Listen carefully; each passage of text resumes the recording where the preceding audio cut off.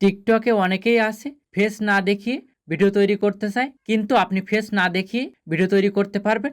আপনার ফেস দেখাবেন, সেটা কার্টুন আকারে ভিডিওটা ক্রিয়েট হবে। যেমনটা আপনি ডিসপ্লেতে দেখতে পাচ্ছেন, সেম আপনার ফেস দেখাবেন, ভিডিওটা সেম এরকমই দেখাবে। আপনার ফেস দেখাবেন আর সেম এই ধরনের ভিডিও ক্রিয়েট হবে, যেমনটা ডিসপ্লেতে দেখা যাচ্ছে। টিকটক অ্যাপের মাধ্যমে আপনি এই ভিডিওটা তৈরি করতে পারবেন। আর চ্যানেলে নতুন হলে প্লিজ সাবস্ক্রাইব করবেন এবং বেল বাটন বাজাবেন। ফেসবুক হলে ফলো এবং শেয়ার করবেন প্লিজ। ফার্স্ট এখানে আপনি টিকটক অ্যাপে আসবেন। অ্যাপে আসার পরে এখানে আপনি সার্চ বারে ক্লিক করবেন। সার্চ বারের এখানে আপনি কার্টুন ফেস ফিল্টার লিখে সার্চ করুন। আপনি এখানে কার্টুন ফেস ফিল্টার বা কার্টুন ফেস ইফেক্ট লিখেও সার্চ করতে পারবেন, যেটা আপনার পছন্দ হয় সেটা এখান থেকে আপনি ইউজ করবেন।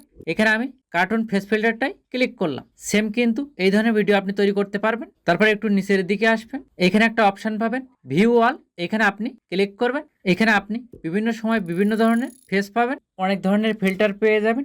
যেটা আপনার পছন্দ সেটা এখান থেকে আপনি সিলেক্ট করবেন। মহিলা হলে মহিলাটাই সিলেক্ট করবেন, পুরুষ হলে এখানে পুরুষটাই সিলেক্ট করবেন। আমি এইখানে দ্বিতীয়টাই সিলেক্ট করব।